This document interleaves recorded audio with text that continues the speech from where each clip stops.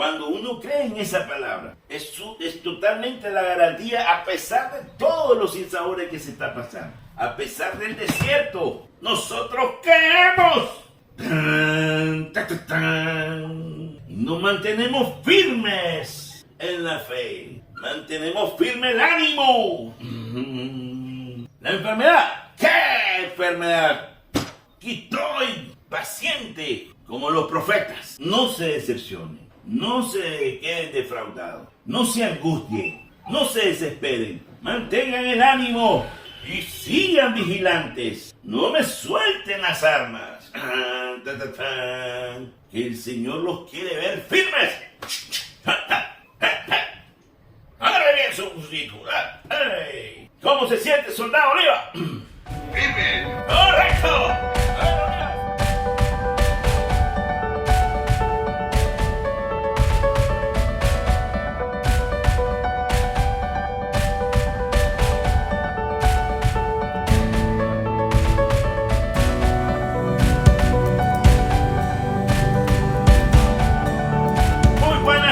Mi estimadísimo, ¿cómo se encuentra?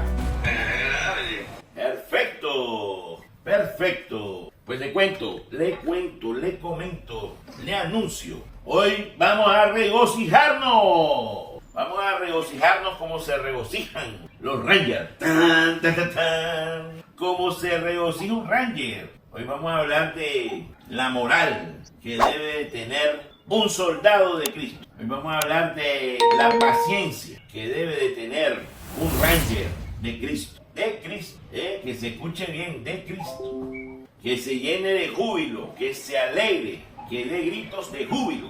Eso dice aquí el profeta Isaías, uno de los grandes profetas. Regocíjate, yermo sediento, que se alegre el desierto y se cubra de flores. Esa expresión me llamó la atención porque dice que se alegre el desierto. Quiere decir que así como está el desierto es triste.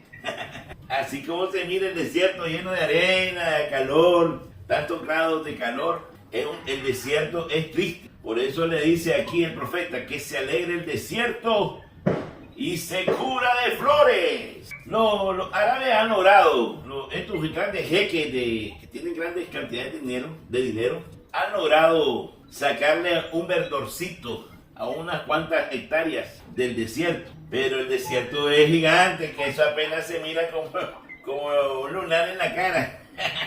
Todo el desierto se va a cubrir de flores, que florezca como un campo de lirios, que se alegre el desierto y dé gritos de júbilo, porque le será dada la gloria del Líbano, el esplendor del Carmelo y del Sarón. Ellos, a ver, ¿de quién se trata aquí?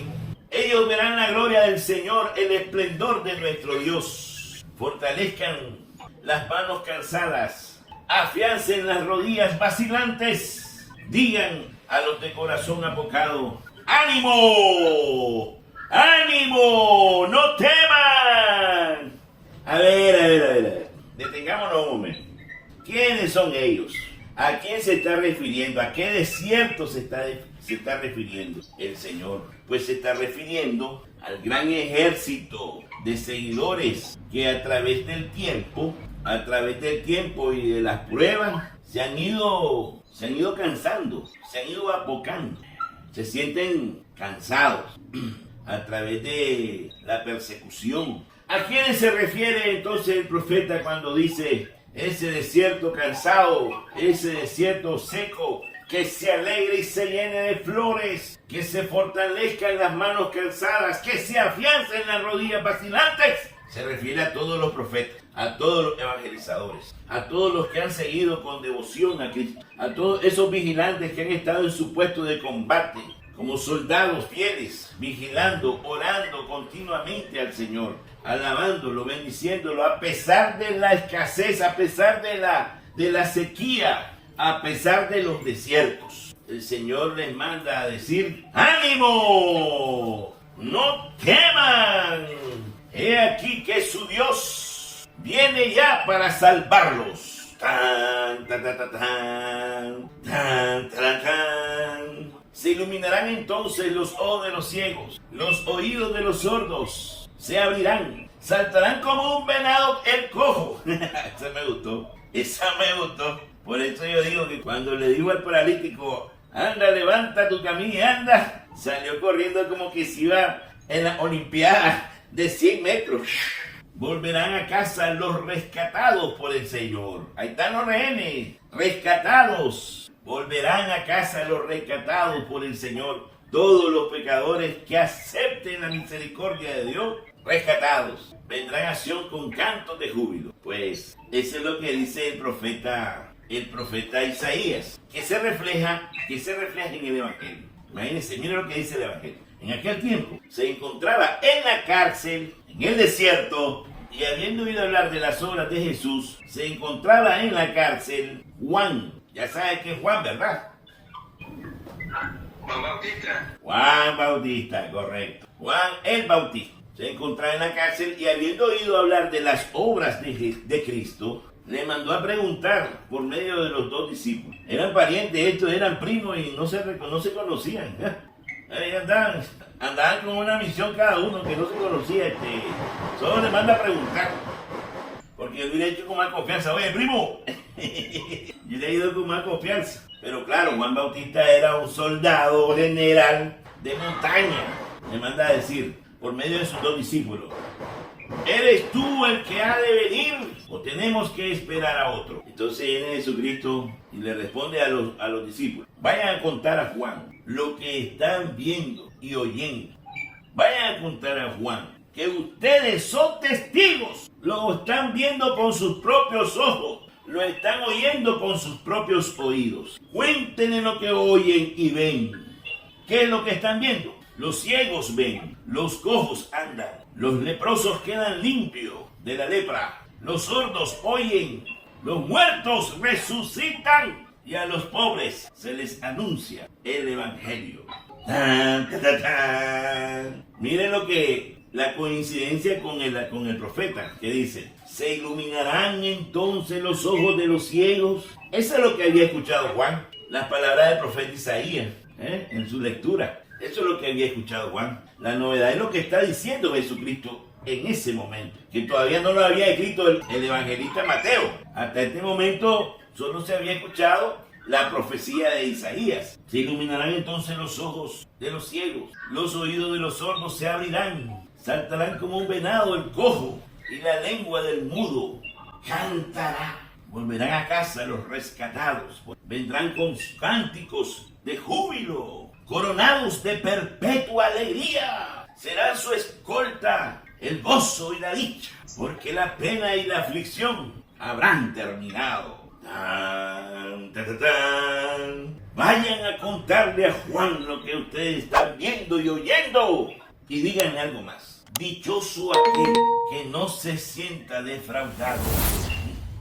¿Cuánta gente, papá? ¿Cuánta gente? En esta vera del camino, en medio desierto, con los pies calientes de la arena del desierto. Hasta ampollas salen. ¿Cuánta gente con la cantimplora seca, que ya no lleva agua, cansada de tanto peregrinar por medio desierto? 20, 30 años, 40 años dando vuelta en el desierto, esperando esa noticia de la venida del Señor, esperando la dicha, la alegría de la llegada del Redentor. Y entonces en ese calor y en ese solazo que pega en la cara, por eso los jeques se ponen un pañal se ponen un pañal en la cara para que no les dé tanto sol, porque el desierto es abrasador, el desierto es castigador, prueba mucho la resistencia de las personas, prueba mucho. Y claro, en ese camino largo, con la prueba del tiempo, la prueba del desierto, con la prueba del desierto, algunos caen desilusionados, defraudados. Dios nunca me habló, Dios nunca me dijo nada. Mientras estuve con dolores y con penas, nada me dijo. Y abandonan el proceso, se regresan, se van decepcionados a casa, se sienten engañados. Y es aquí donde nosotros, los soldados, los centuriones de Cristo, los rangers, en la prueba del desierto, tenemos que permanecer firmes en la fe. Como como dice aquí el apóstol, mantengan firme el ánimo. Firme. Mantengan firme el ánimo. Sean pacientes, dice Santiago, carta de Santiago. Sean pacientes hasta la venida del Señor. Sean pacientes como el campesino. Aquí me acordé de don Pedro. Como el campesino. Vean cómo el labrador, con la esperanza en los frutos preciosos de la tierra, aguarda pacientemente las lluvias tempranas y las tardías. Aguarden ustedes con paciencia y mantengan firme el ánimo, porque la venida del Señor está cerca. Yo me acuerdo que es una moneda al aire sembrar. Es una moneda al aire. Es como los penaltis. Es una suerte. Me parece como una suerte sembrar, porque uno no sabe qué plaga va a llegar en esta cosecha. Si va a venir lluvia o va a haber sequía, si va a haber inundaciones o no, si van a haber langostas, lluvia de langostas atacando las cosechas, si va a haber aquella millonada de ratas que se metían en los campos a comerse el elote y el arroz, si va a haber bacterias que se pegan en la hoja de los siembros. Sin embargo, el campesino arranca toda la maleza pacientemente, en cada ciclo arranca todo, quema toda la maleza y comienza a sembrar semilla por semilla en todo su terreno, con la esperanza firme, con la fe firme, esperando que pase el tiempo, esperando que confiadamente en que vendrá la lluvia a regarle su siembra. Tengan paciencia y mantengan firme el ánimo, porque la venida del Señor está cerca. Y tomen como ejemplo de paciencia el sufrimiento de los profetas. Tomen como ejemplo de paciencia el sufrimiento de Juan el Bautista, que solo preguntó nada más si es el que había de venir. Él estaba esperando también al Redentor para no sentirse defraudado. Por eso el Señor le manda a decir: dichoso aquel que no se sienta defraudado por mí. Que ese era el Jesús que venía a venir. Estaban esperando a un Sansón. Los judíos estaban esperando a Sansón que viniera a derribar las columnas y hacerle frente a los romanos. Estaban esperando a un rey David para que le tirara la onda y derribara al más valiente del ejército contrario. Estaban esperando a un Superman, a un héroe de Marvel, no sé, a Batman. Por último estaban esperando al Chapulín Colorado. Nunca llegó. Pero bueno, no estaban esperando a un hombre sencillo, carpintero, humilde, sabio. Claro que sabio.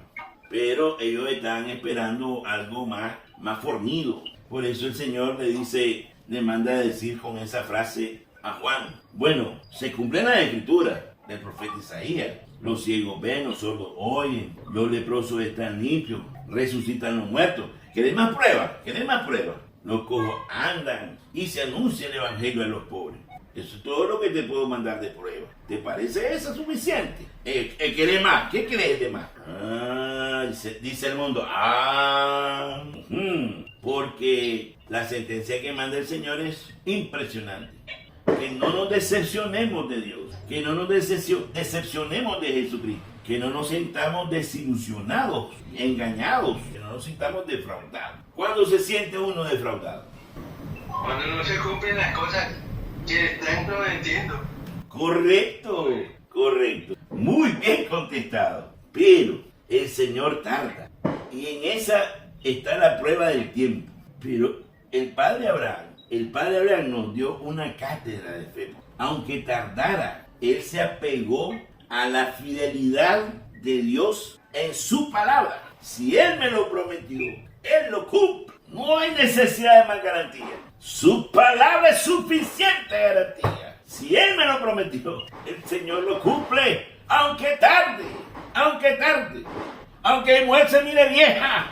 Bueno, ya estéril también, ahora vieja. Pero Él me dijo que de allí iba a salir el hijo de la descendencia. La cátedra que nos da el Padre Abraham es una cátedra de fe en la distancia, en la prueba del tiempo, a través de los años, de las décadas. Que una promesa que no se cumplió a los 10, a los 20 ni a los 30 años. Pasaron años para que naciera el hijo de la promesa. Imagínense, esa es una de las grandes lecciones del padre Abraham. Y así ha sido la lección de los profetas, que han aguardado con fe todas las pruebas que hay en el desierto. Por eso Santiago, el apóstol Santiago dice, tomen como ejemplo la paciencia en el sufrimiento a los profetas. Los profetas en el sufrimiento fueron pacientes, porque la paciencia le estaba diciendo, aguarden, el Señor es fiel. Cuando uno es paciente, cuando cree en la fidelidad de la palabra, cuando cree que su palabra es veraz y que se cumple, cuando uno cree en esa palabra, es totalmente la garantía, a pesar de todos los sinsabores que se está pasando, a pesar del desierto, nosotros creemos.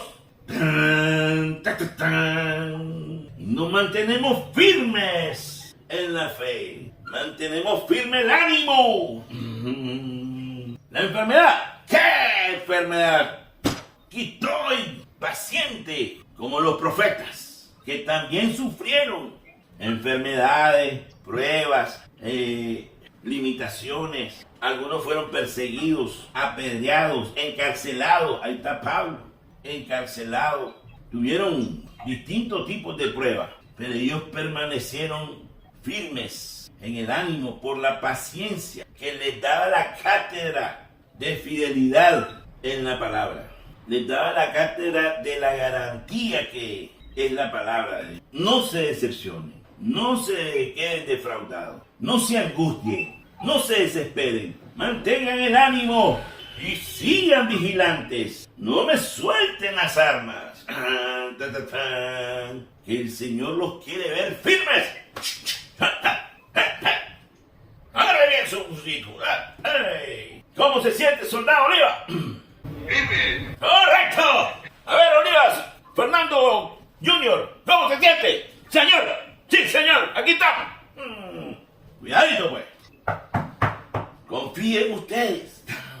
Ustedes son mis discípulos, mis soldados. Confíen ustedes, trabajen, manténganse sólidos en la fe, manténganse firmes en ese ánimo, llenos de paciencia. Pídanle al Espíritu Santo que les dé la paciencia que hace creer en la palabra de Dios, que es suficiente garantía para creer. Y aquí está la palabra de Dios, que es lo que estamos leyendo nosotros. Nosotros creemos. ¿En quién creemos? Pues creemos en Jesucristo, cuya misión es, como Hijo de Dios, que también creemos que es Hijo de Dios, es liberar a los que estaban cautivos. Así lo dijo el profeta. Volverán a casa los rescatados por el Señor. Y ya sabemos nosotros que esa casa es la del reino de los cielos. Y mire, hay un detalle aquí en el Evangelio. Después que se van los discípulos de Juan a decirle todas las novedades que le acaba de decir Jesús, mientras van saliendo, Jesús les dice a los que se quedaron ahí: ¿qué fueron ustedes a ver en el desierto? Hablando de Juan el Bautista. ¿Qué fueron a ver ustedes en el desierto? ¿Fueron a ver una caña sacudida por el viento? No, no era una caña sacudida por el viento. No era un tipo que estaba flojo, debilucho.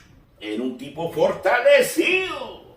Un ermitaño fortalecido en la fe. No era una caña mecida por el viento. No, pues entonces, ¿qué fueron a ver? ¿A un hombre lujosamente vestido? Tampoco. No fueron a ver un príncipe elegantemente decorado. No, esos que se visten así, con puro lujo, habitan en los palacios. Mientras que Juan el Bautista, en vez de ponerse joyas y todo eso, se puso un sayal de camello. Era sencillo. Imagínense andar con un pelo de camello, era pelo de camello. No, ya que los que visten con lujo habitan en los palacios. ¿A qué fueron, pues? ¿A qué fueron? ¿A ver a un profeta? Sí, contesta el mismo Jesús. Sí, yo se los aseguro. Juan es un gran profeta. Y a uno que no solamente era un profeta, sino que era más que profeta. ¡A la chocha! Él lo declara. Jesucristo está dando testimonio de quién era Juan. Además de profeta, era todavía más que profeta. Un rango más arriba. Porque de él está escrito, dice: he aquí que yo envío a mi mensajero para que vaya delante de ti y te prepare el camino. Ya estaba predestinado, estaba dicho en los profetas anteriores que Juan era el mensajero que prepara el camino. Y dice más, yo les aseguro que no ha surgido entre los hijos de una mujer ninguno más grande que Juan el Bautista. Ah, ta, ta, tan, ta, ta, tan. ¡Qué Messi, que 8 cuartos! ¡Qué Maradona, qué Pelé! Cualquier cosa, cualquier héroe que me ponga ahorita en la lista, cualquier persona importantísima en la humanidad, cualquier otro ser humano que sea destacado en la ciencia, en el deporte, en la tecnología, en lo que sea, dice Jesucristo que no es más grande que Juan el Bautista. No ha nacido, no ha surgido entre los hijos de mujer ninguno más grande que Juan el Bautista. ¡Qué interesante! ¿A dónde vamos, señor? ¿A dónde vamos? Mucha gente anda siguiendo ahí ídolos humanos. Las madres a veces se quedan ahí pegadas con sus hijos. Idolatran a sus hijos. Pues más que sus hijos es Juan el Bautista, más grande. Claro, hay quienes se destacan en la ciencia, en el deporte, en la fortuna, en la riqueza, se destacan. Pero ninguno nacido de mujer, según el testimonio del Hijo de Dios, ha sido y será más grande que Juan el Bautista. Impresionante. Impresionante lo que me está revelando aquí el Señor acerca de la grandeza de este hijo de mujer. No ha surgido entre los hijos de mujer uno más grande que Juan el Bautista. Sin embargo, les voy a contar algo más. Les voy a revelar algo. Hoy les voy a revelar algo. El más pequeño, el más insignificante en el reino de los cielos es todavía más grande que él. Imagínense, sí, el más grande entre nosotros, que era Juan el Bautista, porque no hay otro más grande que él. En el cielo, el más insignificante es más grande que nuestro Juan Bautista. Es más grande que nuestro líder. Es más grande que Juan el Bautista. El más insignificante, el más pequeño del reino, es más grande que Juan el Bautista. Y ahí está la gran pregunta. Sí. ¿Y qué es lo que lo hace grande a los que están en el reino de los cielos? ¿Qué es lo que hace que ellos sean más grandes? Incluso que Juan, el profeta, el más grande entre los seres humanos nacidos de mujer. ¿Qué es lo que hace más grande a aquellos señores, al más insignificante, al más chiquito de los cielos? Es más grande que Juan el Bautista. Entonces, ¿qué es lo que hace que lo que esté en el cielo sea más grande que nuestro representante en la tierra? Yo diría, el líder, pues, el más grande entre nosotros. Si ya lo dice eso, que Juan Bautista, ya no podemos buscar a nadie más aquí en la tierra. Si este es el más grande entre mujeres nacidos. Pero ¿qué es lo que hace entonces que aquellos sean más grandes que nosotros? Que los de aquí, los que estamos aquí, somos nacidos de mujer. Y los que están allá son nacidos en el Espíritu Santo. ¡Tan, tan, tan, tan! Cuando usted nazca en espíritu y verdad, ya va a tener el tamaño de los que están allá arriba. Cuando usted nazca en espíritu y en verdad, cuando nazcamos en espíritu y en verdad, nosotros también vamos a tener la estatura para estar en el reino de los cielos. Mientras somos nacidos de mujer, mientras estamos todavía con todo nuestro conocimiento humano simplemente, nuestra ciencia, nuestra sabiduría humana, no hemos nacido en el espíritu. Pero cuando nacemos en el espíritu, comenzamos a ser también como aquellos grandes del cielo, aquí en la tierra. No hay necesidad de ir, De un juego de palabras que hizo el Señor para decirnos, primero, ¿son capaces de alcanzar a Juan el Bautista ustedes? ¿Son capaces de ser tan valientes, tan soldados, tan determinantes, tan firmes en la fe como ha sido Juan el Bautista, que incluso fue ascético, se metió al desierto, andaba de forma humilde, comiendo langostas, miel? Son capaces de hacer lo que ha hecho Juan el Bautista, que es el más grande entre todos los seres humanos. Es un gran reto. Pues les digo más, ese reto es el más chiquito que tiene, es el más pequeño comparado a los que llegan al cielo, porque el reto para que lleguen al cielo es nacer en el Espíritu. Si no nace en Espíritu, aquí lo dice, el que no nace del agua y del Espíritu no puede entrar en el reino de Dios. Esto lo dice el apóstol Juan en el capítulo 3, versículo 4 y siguiente, cuando estaba hablando con Nicodemo. Es que tengo que nacer de nuevo en el vientre de mi madre. No, hombre, no seas terco, no seas cerrado, abrí los ojos. En verdad te digo que el que no nace del agua y del Espíritu no puede entrar en el reino de Dios. Lo que es nacido de la carne, carne es. Y lo que es nacido del Espíritu, Espíritu es. Entonces, mientras no se nazca en espíritu y en verdad, todavía no entran. Entonces viene la gran pregunta. Ya sabemos pues que para ser grande en el reino de los cielos hay que nacer en el Espíritu. No hay que nacer de mujer solamente. Hay que nacer en el Espíritu. Si Juan el Bautista se hubiera quedado solamente como nacido de mujer, él es el más grande. Pero nosotros sabemos que Juan el Bautista, cuando Jesús estaba diciendo esto, era solo para alentarnos a nosotros, para que por lo menos siguiéramos su paso. Diciendo, ahí tienen la meta, pues una meta pequeña le voy a poner. Es grande, el más grande de los hombres. Ahí está esa meta, pero no es la única. Hay unas metas mayores porque ese es el más pequeño de todos allá en el cielo. Tienen que nacer en espíritu y en verdad. Entonces la gran pregunta es, ¿cómo se nace en espíritu y verdad? ¿Cómo se nace en espíritu y verdad? Dígame, ¿cómo nacemos en el espíritu? Gran pregunta. Si le pregunto a usted, ¿cómo se nace? A través de mujer, eso es fácil, ¿no? Que el espermatozoide, el óvulo, eso es fácil. Pero ¿cómo se nace en espíritu? ¿Cómo nacemos en espíritu? Ya le voy a decir. Cuando nacemos en el espíritu es cuando nosotros recibimos y creemos en el Señor Jesucristo. Creemos en su santo nombre.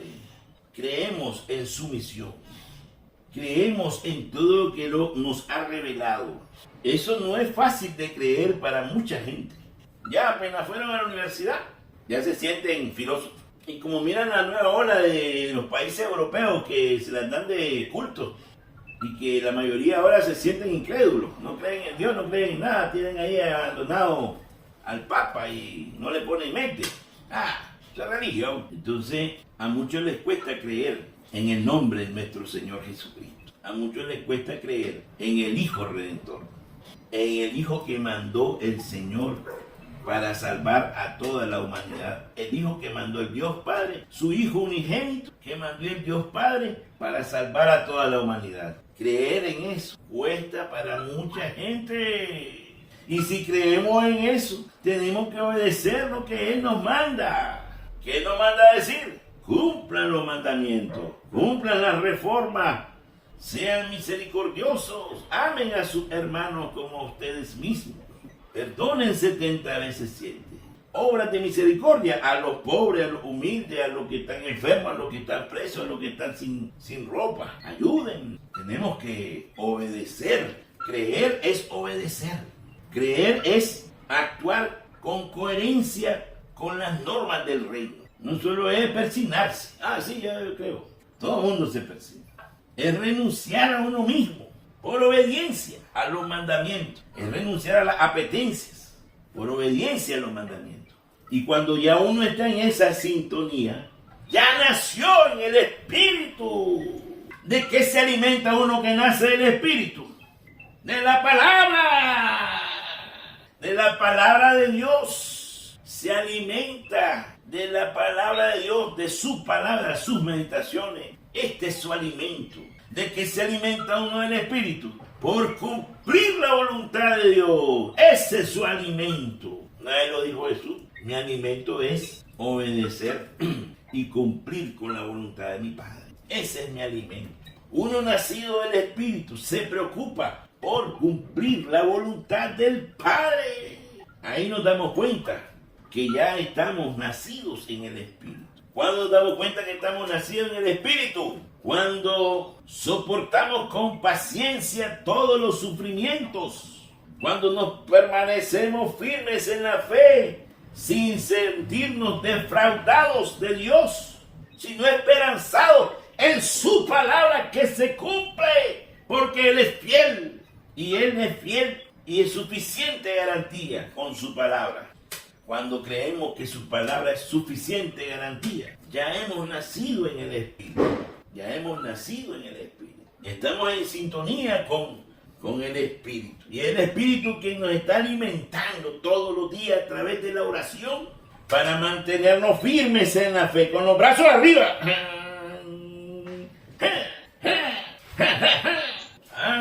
aguantando los embates que le da el destino, fortalecidos en la fe, creyendo en el santo nombre de nuestro Señor Jesucristo. Santificado sea tu nombre.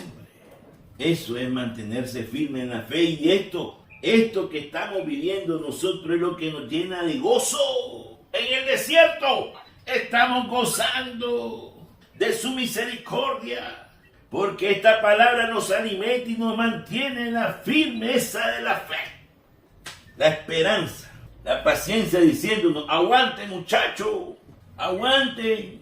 La paciencia diciéndonos y aconsejándonos: recuerden que Él es fiel a su palabra, y es su palabra es suficiente garantía. No queremos más. Con su palabra es suficiente. Paciencia. Manténganse firmes en la fe. Eso es lo que le vamos a pedir al Señor hoy.